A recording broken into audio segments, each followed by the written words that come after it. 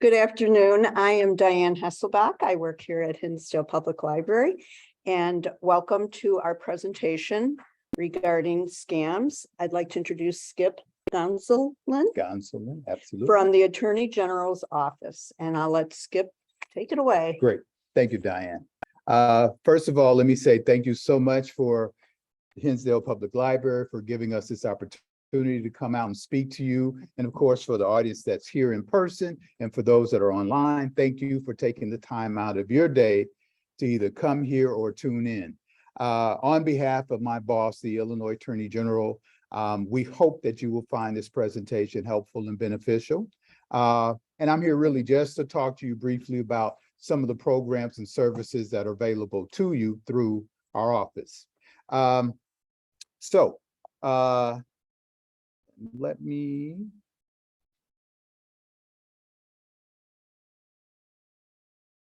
just hold on. It's not a okay, great. Thank you. So what we're going to cover today, an overview of the office of the Illinois Attorney General's office, because we don't want to make the assumption that people know what we do and stuff like that. We'll give you some updates on some of the common scams, senior scams, and how to avoid them. We'll also talk about how you get help from our office, and then we'll have an opportunity for questions and answers afterwards. So, okay, so this gentleman on the screen is the Attorney General. His name is Kwame Raoul. He is in his first term. Before he was the Attorney General, he was a state senator for 14 years. So that's what that experience is what he brings to this office. The Attorney General is the chief legal officer for the state of Illinois, and that office is charged with protecting the public interest of the state and all of its citizens. Now, we're supposed to do that by three methods. One, we'll advocate on behalf of the consumers.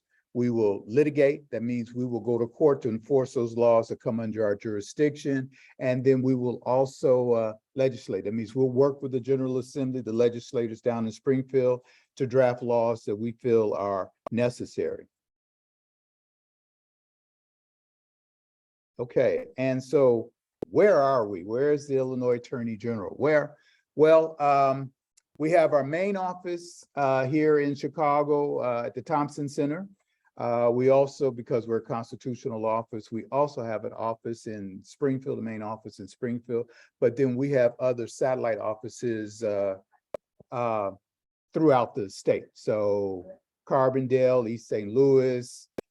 We even have two satellite offices in Chicago, one on the south side and one on the west side. And of course, you can reach us on our website, and that's on the screen there, which is www.illinoisattorneygeneral.gov. I definitely want to encourage people to go to our website. We have a ton of information on the website. We've got a new website, so you guys should be better navigating and all that stuff. They're constantly tinkering with that. So by all means, I definitely want to encourage people to go to the website. I am part of our community outreach liaison. My title is Senior Community Outreach Liaison, and that senior has a dual meaning. One, my primary responsibility is seniors, but I go speak to everybody, but also because I have been with the office for 18 years, so I've been there for a minute. So, but there are about probably, I think maybe about 8-10 of us in our unit. So we, we're small, but we say we're powerful and we get around a lot. So, okay. So the Illinois Attorney General's office, you know what? It's really like a big law firm. We have over 500 attorneys in the office, plus support staff. We probably got a total number around 700 people or so. Our office is broken up into bureaus. We have over 40 bureaus in our office. Now, first of all, relax. I have no intentions of trying to talk about all 40 bureaus. I couldn't if I wanted to, but I will focus on the ones that the average consumer would be most likely to come in contact with. And they're on that screen there. So consumer fraud is our biggest bureau, okay? We probably average anywhere from 20 to 30,000 complaints a year just in consumer fraud. And of course, remember, we're getting complaints from all over the state. So, you know, we take them all in, but that is by far our biggest bureau. And we're busy. That's all I can tell you. Just that one bureau, but we have over 40. We've got a healthcare bureau. We've got veterans. We've got the crime victims assistance program. We've got charitable trust. Identity theft is a big one. Disability rights. We help when it comes to student loan help. We don't give money, but we try to make sure that people are getting the right loans and not being really ripped off. There are all sorts of scams and all this other kind of stuff. And we have sued a number of private student lenders, okay? Some very big settlements that have national settlements and all of that stuff. So we try to make sure that when they're going for loans, they know how to do it the right way. And obviously we want you to start off with scholarships, okay? Then you drop down the grants, and then at the very end, okay, now you want to start talking about loans, okay?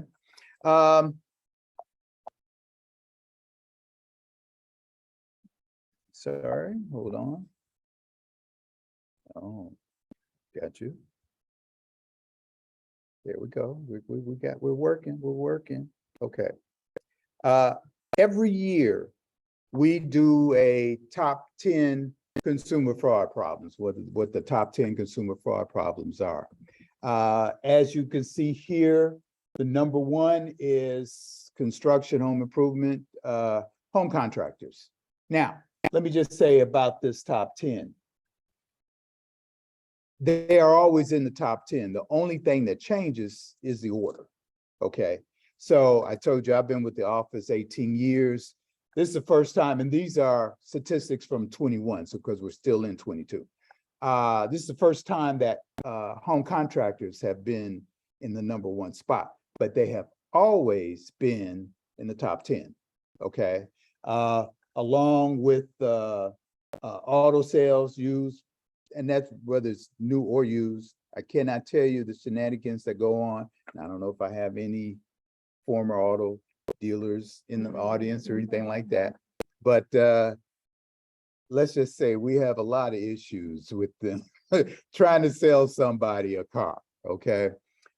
Same thing. Please, absolutely, because that is exactly what's going to happen. Those cars are we see it all the time. They're going to get cleaned up and they're going to be shipped out of Florida to all the other states, okay?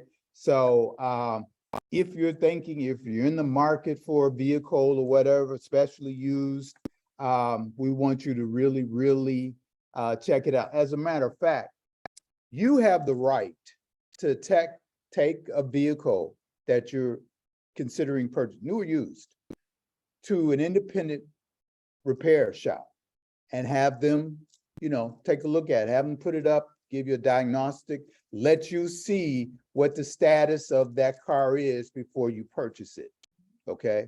Now, if a dealer doesn't want you to do that, that's your cue. Go someplace else, okay? Because they're going to tell you, oh, it runs like a dream, okay? When in fact, it's more like a nightmare, okay? So you have that right to do that, okay? And if they're not willing to do that, then that means they can't back up what they're trying to sell you, okay?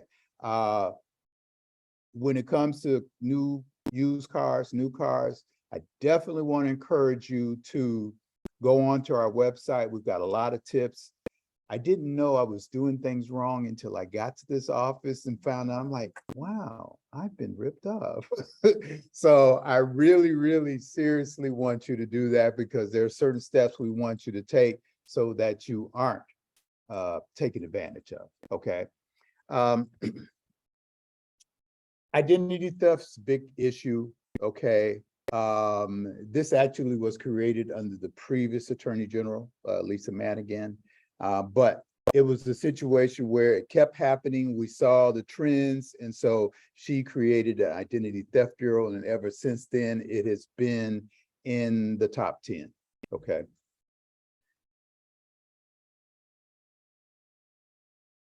All right, so common scams and how to avoid them. So we've got the home repair scams, of course. Number one, home contractors, telephone and online marketing scams. You got the imposter scams, charity scams, healthcare scams. So you name it, they will try to scam you. So when it comes to home repair scams, okay, first of all, we want you to be careful about how you go about getting a contractor. We would like you to use your network, okay? That means friends, relatives, neighbors, church members, club members, you know people, okay? Somebody in your network has had the work done on their home that you need to have done, okay? So check that network, see who they use, because they can tell you who they use. They can tell you how much the job costs. They can tell you how long it took. They can tell you the bottom line, whether they were pleased or displeased, okay? So use your network. We also would like you to do some comparison shopping. So don't just get one quote, or you see a flyer somewhere and stuff like that. Doesn't mean that you can't have a good experience that way, but we would like you to first get a referral. And then after you do that, we would like you to vet them a little bit more. So you've got a referral from somebody that you trust. You're still going to get, do some comparison shopping. So you're still going to get 2 other quotes, okay? Because that gives you an idea as to how much that job should really cost. Because if you've got 2 that are pretty much closely aligned, and then you've got one that's way out of line, either too high or too low, it gives you pauses. Why are you so out of line from the other 2? Okay. Check with the Better Business Bureau. Okay. See what type of rating they have. Okay. I can't tell you how often people hire somebody, the situation goes south really quickly, then they start researching them, then they find out that they've got an F rating with the Better Business Bureau. Well, guess what? They had an F rating before you hired them. So we would like you to try to vet them as best as possible. You can call our office. You can call the Illinois Attorney General's office and say, hey, I'm thinking about doing business with, let's just say ABC Construction. We'll tell you how many complaints have been filed against ABC Construction within the last 5 years. Okay, so try to get this information, try to vet them as best as possible, okay? So that that hopefully will put you in the best position to not become a victim of consumer fraud. However, let me just let you know, if that should occur, you can file a complaint with our office, and we will try to see if we can help resolve that situation, okay? We want you to be sure that they have an address, okay? Because if something should go wrong and you want to file a complaint with us, you're gonna fill out your complaint, send it to us, okay? We're gonna reach out to them via the mail and say, hey, Ms. Jones has a complaint, they filed a complaint. We give them an opportunity to address that complaint. If you don't know where they're at, we don't know where they're at, okay? Florida, Ian just came through. I can guarantee you that we call them storm chasers, and that's what they do. The storm comes through, 2 or 3 days later, they're coming through. They've got their truck, you know, Bob's Roof Repairs. They're going around. They got a card. On their card says Bob's Roof Repair. It's got a cell phone number. No address. We don't know anything about Bob. Okay, that's part of the problem. We don't know anything about Bob. He just walked up, gave you a card, said, hey, I can give you a really good deal on that repair job. But we don't know anything about Bob. We don't know whether he's a good contractor. Does he do good work? Okay. You don't know whether he says he's giving you a good price, but if you haven't done any comparison, how would you know? Okay. So I guarantee you they're going to come through, get some jobs, do a shoddy job. Okay. Or maybe people will give them a down payment. Please don't give a contractor all their money up front. Okay. We prefer that you kind of do it in thirds. Let them do a third of the job, pay them a third, let them do the next third, pay them that second third. But that final third, you don't give them that until the job is finished and complete to your satisfaction. Okay. So you parcel that payment out there with them.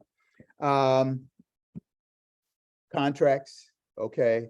And we have information again on our website for those that are here. I've got stuff on our table back there.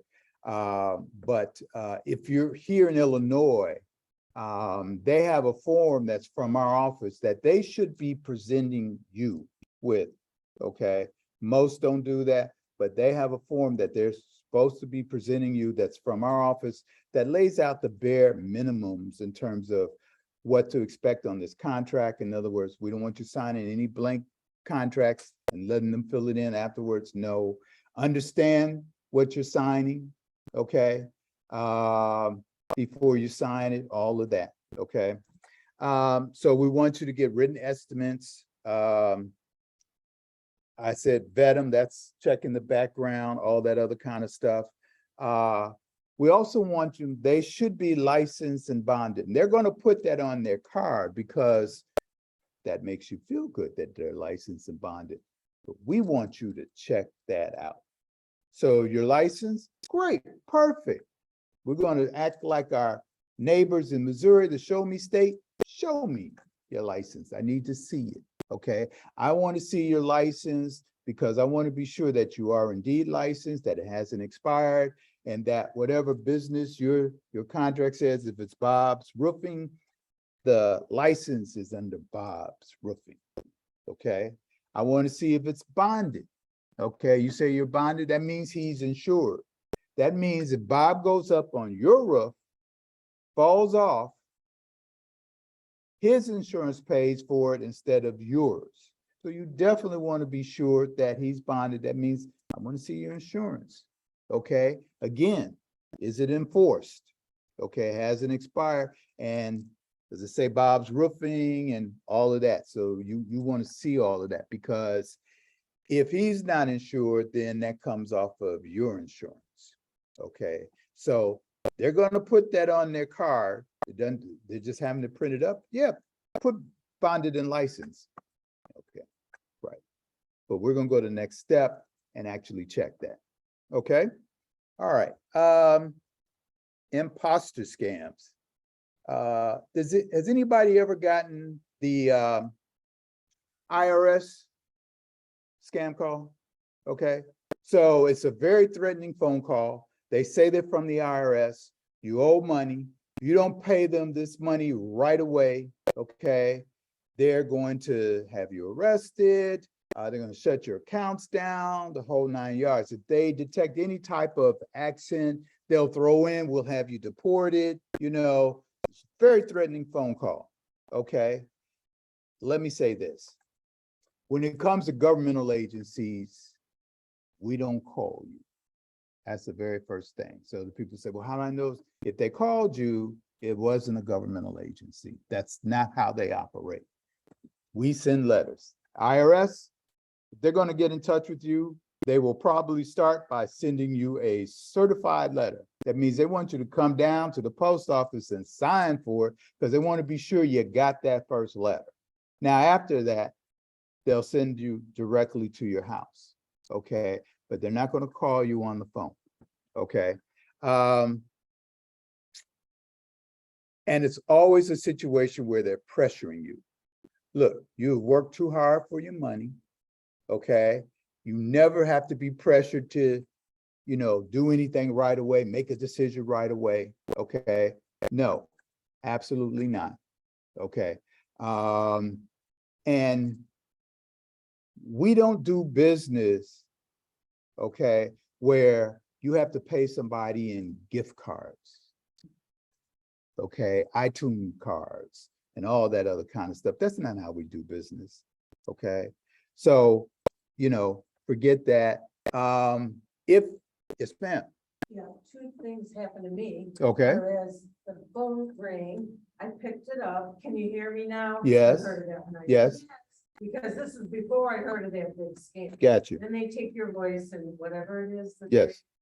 They they- And recorded. then there was another one where we had a property in Wisconsin. And I know on January 31st, because it's my son's birthday, I have to pay the taxes. And I called them and I said, gee, I haven't gotten the tax bill. And then someone else had come into that office and put their name. This is up in Wisconsin. Ah, So then, do you believe that? yes, And you know what? I mean, they act like, oh, well, okay. And because I had to Right. go and say, no, they don't own that. right, right, You do. right. And I mean, his cabin's over 100 years old, so Right, they're not getting right. a lot. right, But I mean, the gall. right, But I right. mean, I was like, hey, we Right. didn't get this. Oh, yeah, no, it's someone else's name. there. yeah, yeah. But So two things. So once you mentioned when they want you to say yes, that's the Yeah. yes scam. Okay. And what happens is they want to get you to say yes. They're recording Yeah. you saying yes. And then later on, they'll come back and, you'll get a bill for something on the phone bill or somewhere. And go, I don't know anything about this. I didn't sign up for this. You call and check. They say, oh, yes, we talked to you. You said yes. And I don't, what do you mean? Well, we have the recording. We'll play it. And they'll play it. And yes, you hear your voice saying yes, but not to this made up conversation where you purchased this stuff. Okay. And the other situation is where that's an attempt to steal your property. Okay. So let me say this. I don't know if all the states have them. As a matter of fact, let's bring it down to the county. Okay. So I know in Cook County, what county are we in here? DuPage. So you have to check with DuPage. I know some of the other counties have it. You could go to the recorder's office or recorder of deeds or whatever, and they have what's known as, basically it's a fraud alert. So you sign up for it, okay? And now anything that's recorded, because here's the deal, the recorder's office by law has to record anything that's presented to it. They don't have the luxury of checking, vetting to see if it's an accurate document.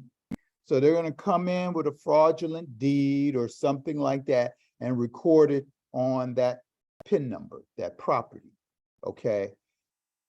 If you sign up for the fraud alert, anytime anything has been filed, recorded on that property, you will be notified. Okay. So, and that allows you to address it right away. Now, maybe you apply for a second mortgage, a home equity line of credit. Okay. You'll get that and you go, oh, okay, I know what this is. We did it. But if there's been no activity, why should anybody be filing anything on this property? Okay. So check with your recorder of deeds. Okay. Whoever records your documents. Okay. If they have that type of system of fraud alert, it's free in Cook County. I'm sure it's probably going to be free in the other counties. And it's just one level of protection. That situation actually occurred, and it was a little bit more intrusive in the sense with our city clerk of Chicago. Now, this is the city clerk, elected official, city clerk of Chicago. She left home one morning to go to work. She came home that evening, could not get into her condo. Called the police. They knock on the door. Somebody else answers the door. Nobody that she knows. And they say, well, this is our condo. We live here. And she calls the police. And so they have this paperwork that shows, because they filed the fraudulent documents. And the police are just police, they are not attorneys, okay? And so all they can do is say, well, ma'am, they have documentation that say that they own the property, okay? I'm afraid you're going to have to go. And it's a big mess. She finally cleared it up, but it was not an overnight situation. And it took her, yes, months to get her own condo back. They have some name I forgot, but anyway, that's what's going on. So I really do encourage you to check with your recorder's office if they have this fraud alert, okay? Because then you will be notified right away. Because the other thing is, what they'll do is they'll record something that says that they own it, and then they will apply for a mortgage. Of course, they're not going to be paying the mortgage. They just want the money, okay? And we can clearly see how that's going to be a huge problem, okay? And you might not, unless you're getting notice, you might not know that that's even happened. You didn't know until you went to call about, hey, I didn't get my tax bill, okay?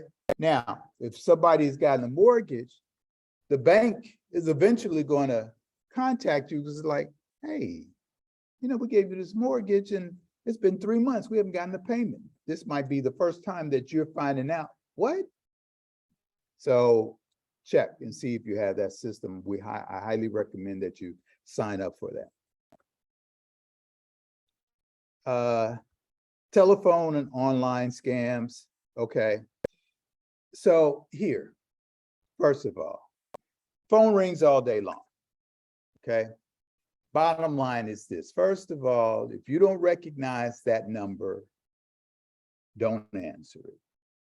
Okay. And that includes the number that has your area code and the same first 3 digits of your phone, your home phone number or cell phone number, but the last 4 are different. Okay.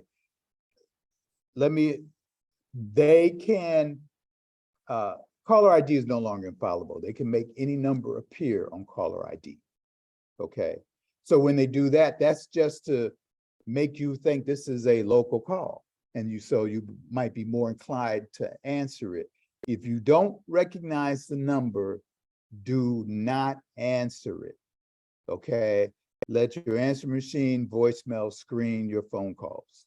You'll find, as you probably have already discovered, 99% of the time, they're not going to leave a message. If they're not leaving a message, it probably wasn't worth your time to answer the phone call anyway. If it's a friend or relative, they're going to leave a message and you can always call them back. Okay. So if you don't recognize the number, don't answer it. Online scams, all kinds of stuff. We want you to be aware, first of all, don't click on a link that came from somebody that you supposedly know, okay? And maybe you do know them, but their system could have been hacked, okay? And so you get an email from them. It doesn't say anything. It's just a link in there. But that's not how we talk. We talk the same way online like we do face-to-face. Hi, Fred, how you doing? Yeah, blah, blah, blah. Oh, by the way, I want you to take a look at this or whatever, you know, there's a conversation, okay? And I get them, okay? And so I'm like, well, he didn't say anything to me. It's a link. And so I look closely and it's like at 4 a.m. in the morning, like he's not up sending this crap. So I call and say, hey, Fred, did you send me? No, I got hacked. Got you. Got you. Okay. Again, unsolicited links and all that stuff, delete. Delete. Don't even bother to open it because you can open it and could make you susceptible to malware and all this other kind of stuff. Okay. Fake emails from financial institutions so they can make it appear they got the logo up there and all this other kind of stuff. You got to be very, very careful about that, okay? We always want you to type in the web address and go directly to that site that way, okay? And I don't know if you noticed on our top 10, okay, but we had in there lottery, sweepstakes. It's still in the top 10, okay? And I think throughout the country, it's like in the top 5. People still want to believe that they won this money, okay? Let me assure you, if you get a letter or something that says, congratulations, you're a winner, you're not a winner, okay? You're not a winner, okay? It doesn't happen like that. First of all, if it sounds too good to be true, it is, okay? There's no way you could have won the lottery if you never bought a ticket. No way you could have won the sweepstakes if you never entered the sweepstakes, okay? All right, so they just didn't pick you out of all the people in the world, they picked you to win this money. So it does not work that way. Going back to the phone call, Uh-huh. is there a way to truly block calls? Like I'll receive calls and it will say scam likely. Right, right. And then I just go back and I try to block them. But I can get one 5 minutes later. Yeah. So they can call, the same entity can call from different numbers. So you block one and that blocks that one. It doesn't block the other 10 that they're using, okay? There is a do not call registry. People are probably aware, they probably signed up and they go, oh, that doesn't work. Well, actually, it does work. We do want you to sign up. For those who may not be aware, there's a do not call registry. It's a national registry. You register your home phone, and we recommend you register your cell phone as well. But let me explain how that works. The do not call registry was set up to prevent you from receiving telemarketing phone calls, okay? So there are 5 types of phone calls that you can still receive even if you're on the do not call registry. Charities can call you. You can tell them, hey, guess what? I'm sorry you didn't make the cut this year. Maybe next year, take me off your list, don't call me anymore. People taking surveys can call you, can tell them, hey, look, you know what? I really don't like answering questions. You always call at dinner time, take me off your list. Your creditors can call you, your real creditors, because a whole bunch of fake creditors out there. If they're your real creditors, they can call you, but they're not allowed to harass you. And if you really owe them money and you set up a payment plan, that should stop all phone calls, as long as you're following the agreement of the payment plan, okay? Companies you've done business with before in the past, it's called mining that territory again. They're allowed to call you, but you can say, hey, look, you know what? I got flooring from you. I'm pleased this punch, but we don't need window treatments. We know where you're at. If we need you, we'll reach out to you, take me off your list. And the last category are the elected officials who made the law, so they wisely exempted themselves. So during election season, you're going to get those phone calls, okay? Now, you didn't hear me say anything about the scam artists. They could care less that you're on some type of list. They're gonna call you, okay, because they have to talk to you to scam you. So unfortunately, to answer your question, not really. You can block, so if you get calls repeatedly from the same number, you can probably check with your phone company and have them block that number, or if you can block it yourself, that's fine. But like I said, that won't stop a lot, okay? We get the robocalls, okay? Everybody gets the robocalls. That's what, I don't care where I go, that's like the #1 complaint. Can you do anything about these phone calls? I wish we could. The Attorney General, my boss, is on a robocall task force. Okay, so he gets them, we know about it, okay? He was coming out of a task force meeting downtown, Dirksen Center Federal Court building. He's getting in his car, phone rings, robocall. Okay, so we are aware. And It can be stopped. Unfortunately, it has to come through Congress. Congress doesn't seem to have the will to do that. Okay, so the only thing we can do is encourage you to contact your elected officials. I think here in Illinois, we're pretty much on board with that, but there are a whole bunch of other states and congressmen and senators and all this other kind of stuff that probably aren't. So it hasn't happened, but they have the technology to stop that. The phone companies have the technology to stop it overnight. Okay, but we need some stronger laws, much more stringent laws than what we've got right now. Okay. Let's see, charity scams.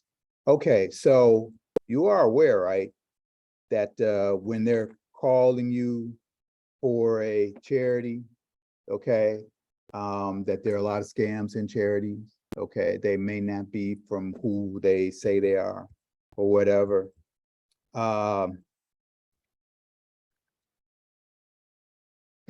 Again, I told you, get these phone calls. You could tell them, hey, hang up.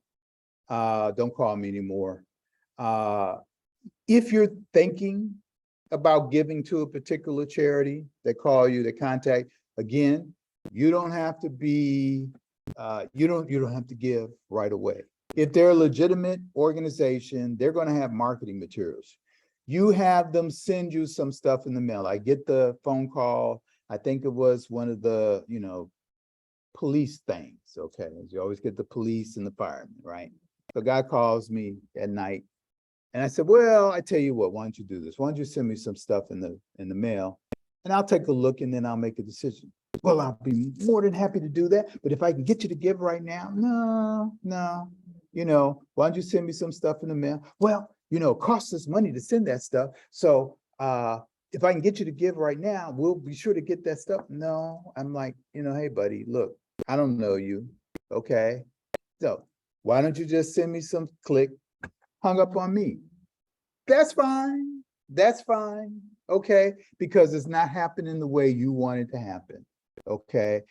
They can send you some stuff, you can take a look at it, read it at your leisure, and then decide whether you want to give. I suggest you contact our charitable trust division, okay? If there's a non-for-profit, a 501c3 operating here in Illinois, okay, they must be registered with our office, okay?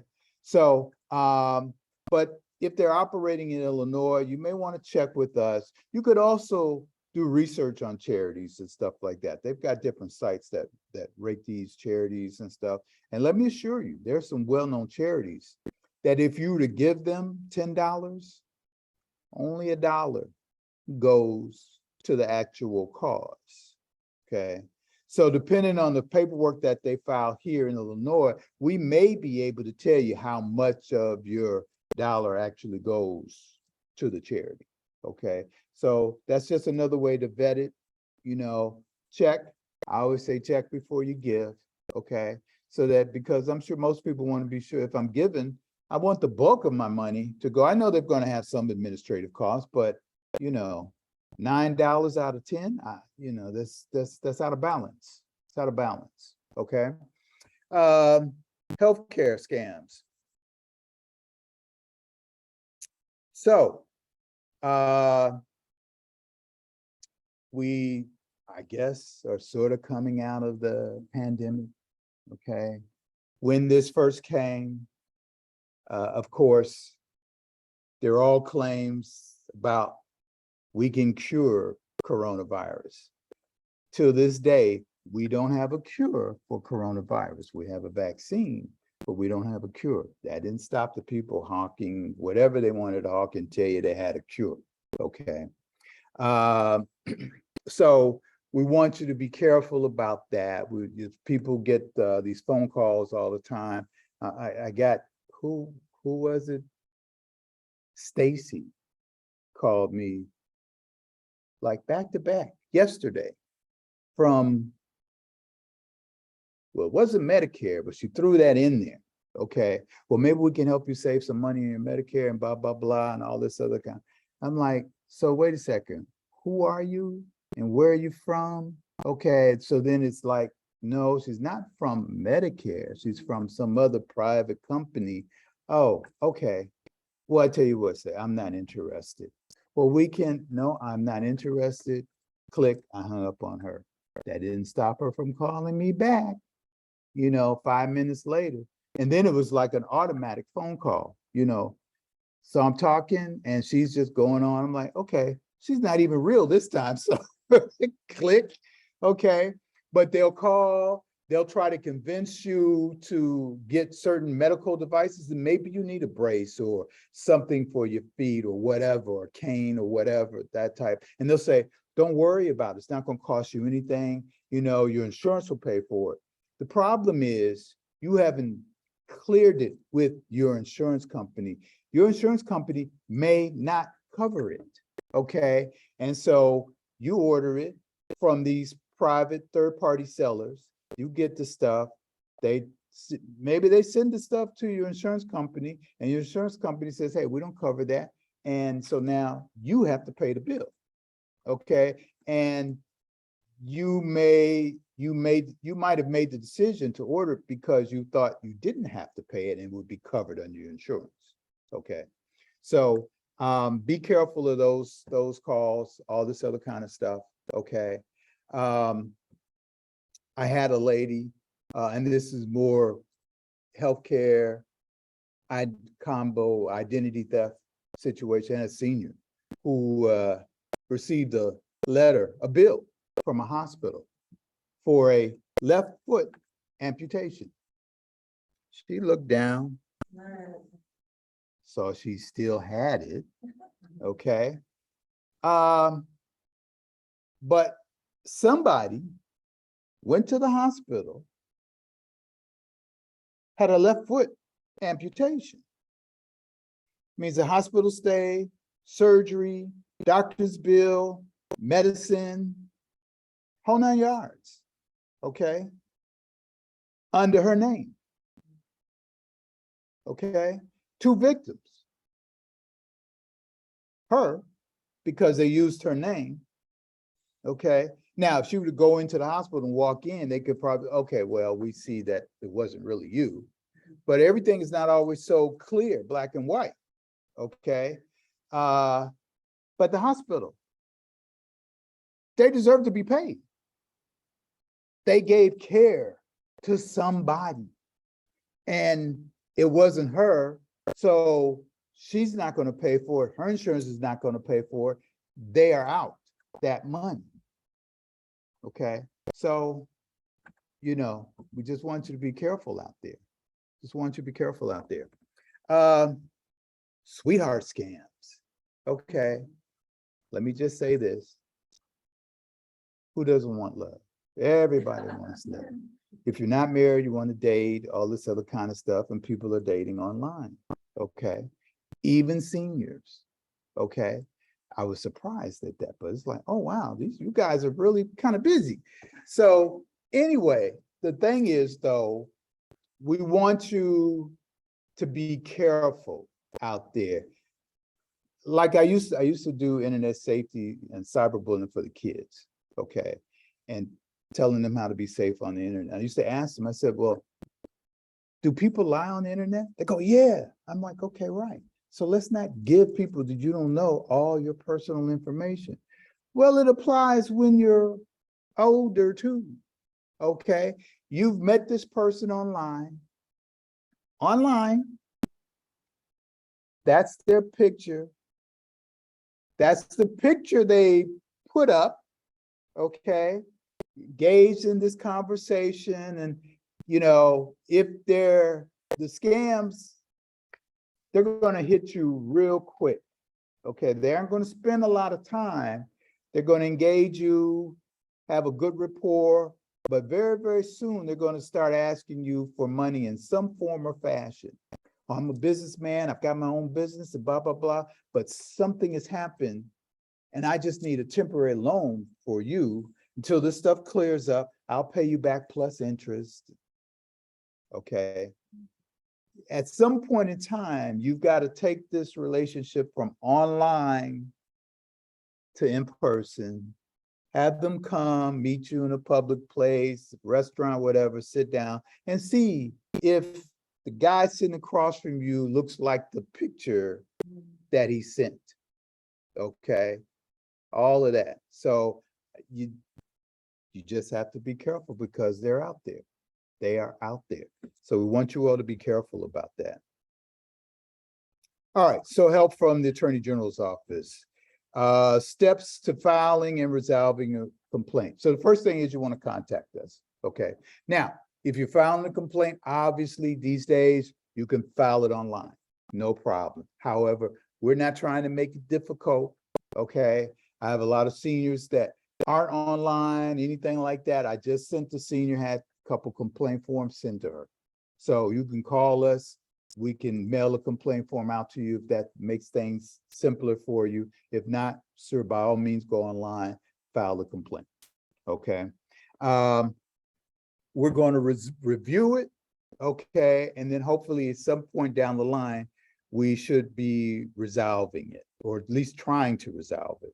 So you're going to contact the office. And it says in person now restricted, and that is sort of to a certain extent. But if people are dropping off stuff, we'll take a complaint in person. Okay. But most of the time, they'll call us on the phone, we'll mail it out. And of course, obviously online, that's probably safer for everybody and easier too. Okay. Even on the phone, you don't have to leave. So, so then under the review, okay. We're going to, when you file a complaint with our office, the first two things that need to happen, we need to assign you a case number, and then it will be assigned to an advocate. That's a person in our office who's going to be handling that situation. Okay. They will take a look at that. Okay. And they may have to route it to an attorney to have them review it, whatever. Okay. But they will get back to you. We will definitely reach out, like I said, to the other side via the mail. That's why we need to know where they're at. Okay. To give them an opportunity to address the complaint that you filed with our office. Now, caveat. We do mediation. Why? Because as I stated before, we've got this duty to look out on behalf of the state and all of its citizens. So while we've got a duty to look out on your behalf, we actually have a duty to look out on behalf of the party that you're having a problem with. Okay. So I know our title is Attorney General, but we don't really serve as your personal attorney. What we will do is this. We don't represent you. We don't represent them, but we will try to see if we can resolve the situation, hopefully to the satisfaction of both parties. Sometimes there's a miscommunication, a misunderstanding, okay? Other times, you haven't done anything wrong. They just ripped you off, okay? We will handle it appropriately, okay? We will handle it appropriately. But it is a mediation process and not the typical attorney-client relationship. And as I mentioned, that talks about the mediation and all that other kind of stuff. Okay.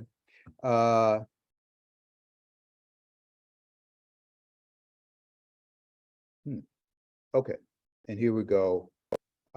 Just some key contacts on the screen in terms of some of the bureaus that, again, you guys would be most likely to come in contact with. For those that are streaming, definitely go to our website again. That web address is www.illinoisattorneygeneral.gov. Okay, and all these numbers are on the website, but as you can see, we've got consumer fraud, identity theft, healthcare. We've got Veterans Bureau, we've got Senior Bureau, we got a lot of bureaus. Like I said, we got over 40. Okay, so that's the end of my presentation. This is the time now for any questions or anything like that. Yes, ma'am. Credit cards compromised a couple of times. And each time our bank has called us and telephone. So how do you know who calls you, who alerts you online, who sends you a letter? Got you, got you. And my husband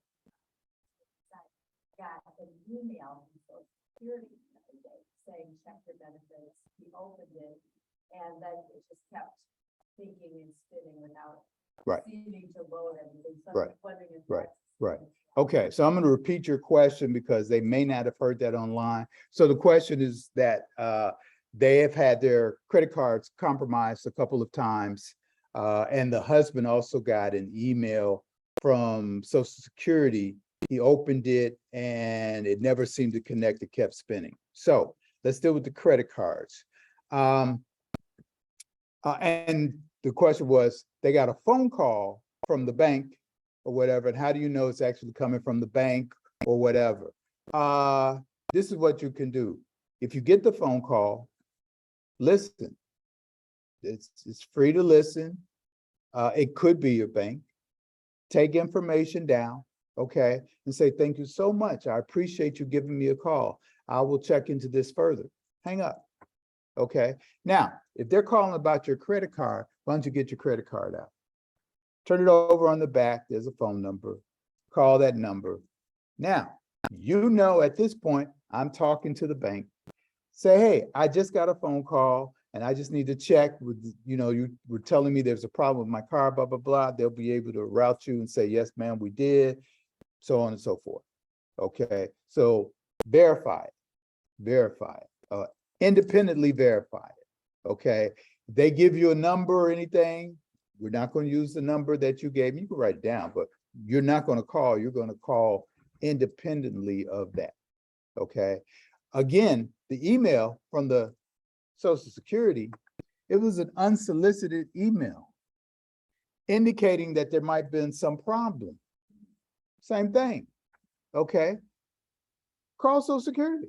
Okay. You can go online. Okay. As a matter of fact, most people, you can set up an account on Social Security. I have an account with Social Security, and you set it up and it gives you all your stuff, what you can do, and it's really great. Okay. So again, independently verify it. And then that's how you know you're talking to the right people. So you can either go online or call them. Okay. Same thing. I got this information. I don't know, especially came as an email. Okay. You got lucky because it just spent around, but it could have been a different result from opening that, okay? It's unsolicited. Okay? Now, of course, it's unsolicited because they're telling you, hey, there's been a problem. I got you, but I'm still gonna verify that independently of what you just sent me, okay? Any other questions? Okay, yes. Can you tell me about Zelle? I saw the other day on the news. Yes. I saw it, but I know someone who was trying to sell something on Zelle. Okay, And the person asked them, kind of a good story, for more than what they were going to sell it to. oh, And okay. She ended up calling the police and they said there was absolutely nothing they could do for her. Zelle said there was nothing they could do for her. So, There's something. so she sent this person, and the question, I'm again, repeated. The question is about Zelle. The young lady here has a friend who called her about Zelle. She was purchasing something from somebody. Or she was actually selling. She was selling, but Somehow this person talked her into leaving a deposit and they were gonna pay it back. wait, if she's selling it, why is she leaving a deposit? Okay. There So, was a message from Zelle. okay, No, I've heard of this. This is okay. going around. okay. Yeah. And it was on the news. I came in at the tail end of that and I'm like, oh, wow, now they got Zelle going. So, but let me just say this, and I want to say this. These guys out here that do this stuff, they're smart. Okay. This is what they do for a living in terms of scam artists and all this other kind of stuff. This is what they do for a living. Okay. So I want you to respect that cunningness and ingenuity on their part. You know, it would be really nice if they took that and used it for good purposes, but they don't, okay? They use it to rip people off, and they don't care who they're ripping off, seniors, whatever, they don't care, okay?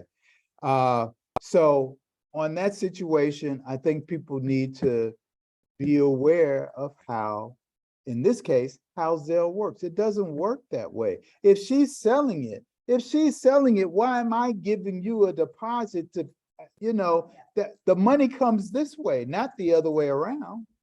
Okay, I don't need to give you a deposit to sell you something. So what? You're gonna send my money back to buy what I just, you know, doesn't work that way. So she needs to, you know, unfortunately, she needs to be a little bit tighter on her game, be aware how Zelle works. It doesn't work that way.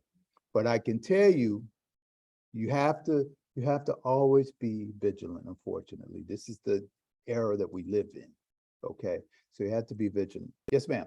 Question, I wanted to ask, how you can, when you know that you have a senior citizen in your life that's being scammed. Yes. Participating, how you can get them out of it. I mean, this is a person who thinks they know it all, and that they're not gonna get out fast. Do they live by themselves? No, Okay.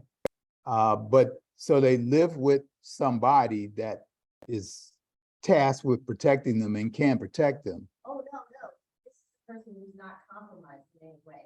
I mean, he's 81 years old, he just retired. I mean, what he does, he has a great mind. That's why he thinks he's not. Yeah. Okay, so, right. Okay. So, is he married? Okay, okay, okay, right, right. You know what? And that's a very good question for those, again, on streaming. The young lady in the audience, she's calling actually about her dad, who seems to be taken more than once because he is overconfident that he knows what's going on, when in fact, he really doesn't know what's going on. If it were his profession, former profession, he would be an expert. He's just not an expert in all these other things. And so he's actually being taken advantage of. So the question is, how do you protect them?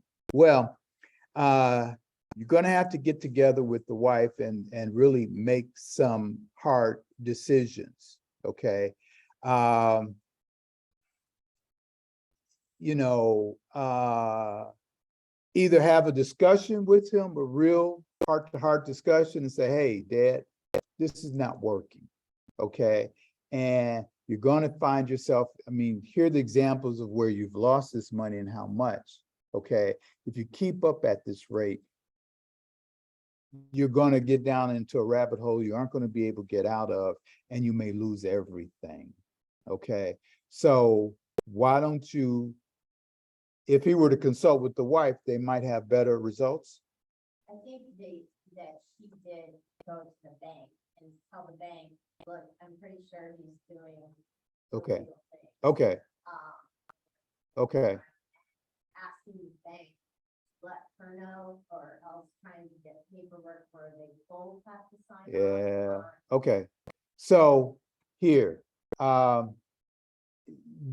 you all may have to take the step of having a guardian appointed. Okay. So to put him in a situation where he's not able to enter into contracts. Okay. And that's going to be very hard and difficult, and he's going to buck that at every turn, because for the most part, he's on the ball. He's just got these areas where he's got some blind spots. Okay. So you have a sticky situation. Okay. So I don't know if it's going to come through a heart-to-heart discussion with the three of you. Okay. So that he can change his pattern. And first of all, he has to admit, that's the hard part, admitting that, okay, maybe I have made these mistakes and I don't know everything. Okay, all right. Or might have to take the drastic measure of being appointed his guardian. Okay, and I understand, look, this is what I do for a living. Okay, I get a phone call and I'm there, get the phone call, my wife is in the kitchen, okay? And I get the phone call and there's a foghorn, okay? Well, it's a travel club. We want to travel, okay? So I want to see what they got. Now, my wife said in the background, just hang up the phone. Just hang up the phone. But no, I know what I'm doing. Okay. So I'm listening. And so they're telling me all the stuff about this travel club. Okay. And so what do I have to do? Well, we'll send you all the information. If you're not interested, you can cancel in 30 days. Okay, fine. It only costs you $1.59 for us to send the packet. I'm like, cool. Gave them my card. Okay. So now I got 30 days to cancel. All right. So the first thing is, and I wrote all this stuff down. You know what I'm doing. So the first thing is, it took them a little bit over 2 weeks to get the stuff. So if you're not paying attention, I don't have 30 days from when I got it. I have 30 days from when they supposedly sent it to me, which was the date of the phone call. But I'm on it. I'm on it. Okay. So I go through the stuff.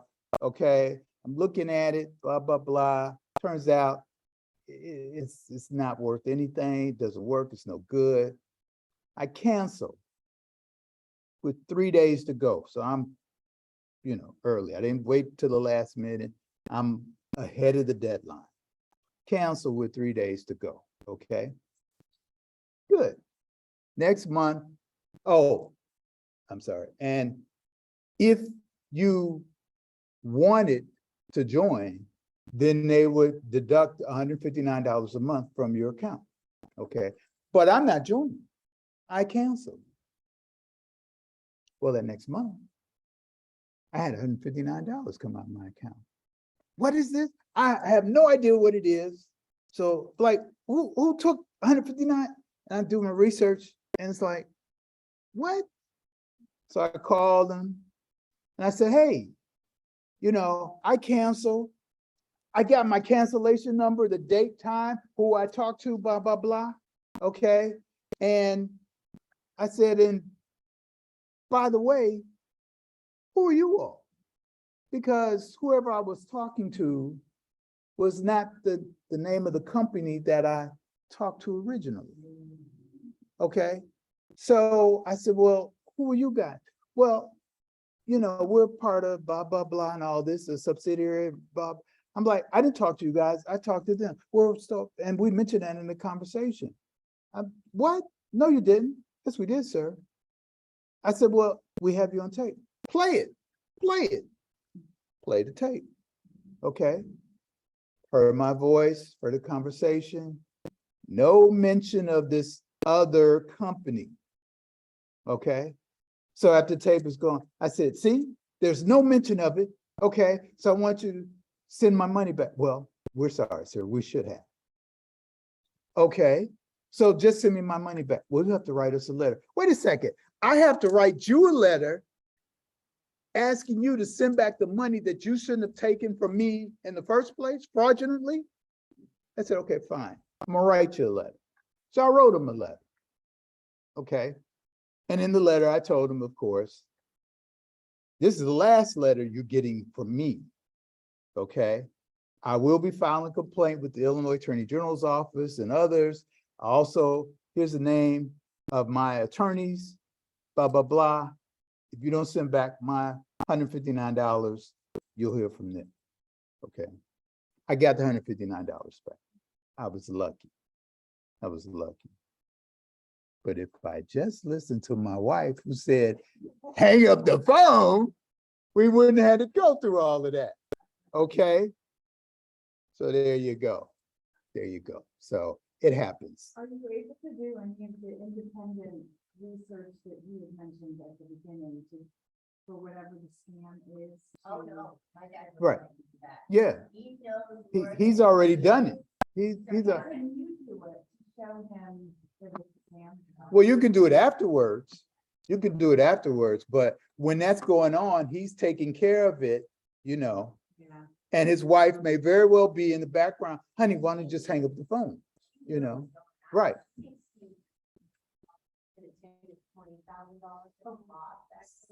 see, and that's what I'm saying. No, Never. right, and that's where we get, I mean, that's not a small sum of money. I have a senior, Tinley Park, okay, trying to win the sweepstakes, He did that. lost $70,000. Okay. Totally changed her lifestyle. She could no longer afford to stay in her home, had to go to a facility. We don't want that happening to people, especially at this stage of the game. Mhm. He basically said, well, he's not really doing anything illegal. No, he's not. Yeah. You know, it's not illegal for you to be scammed. Okay, okay, yeah, yeah. Let me leave you with this. There is no such thing as a silly question. So if something comes across your desk that seems strange, you're not sure, doesn't smell right, but you're not sure, you call us, okay? These are your tax dollars at work. We work for you. You call us and say, hey, I got this letter. I think it's a scam. We'll tell you, yes, ma'am, it is a scam. No, you didn't win that lottery, okay? This is what we want you to do with the letter. When you barbecue, use that to light the fire, because that's all it's good for. But we're here, okay? And it's a lot easier for us to help you keep your money than it is for us to help you recover your money. And when you're scammed, that money is gone. We can't help you on that. Now, we can help you in consumer fraud situations. At least we can certainly attempt to help you on that. Okay, but a scam, we can't help you on that because everything about the scam is a lie. So there's no foundation for us to go, you know, well, I talked to such and such, that's not his real name. Okay, the number that you've been calling, that number no longer works because it was a throwaway cell phone. Okay, and they're going to shut that down after a few weeks. Okay, so we're here for you, ladies and gentlemen, ladies and gentlemen. Thank you so much. We appreciate it. Thank you. Okay, all right.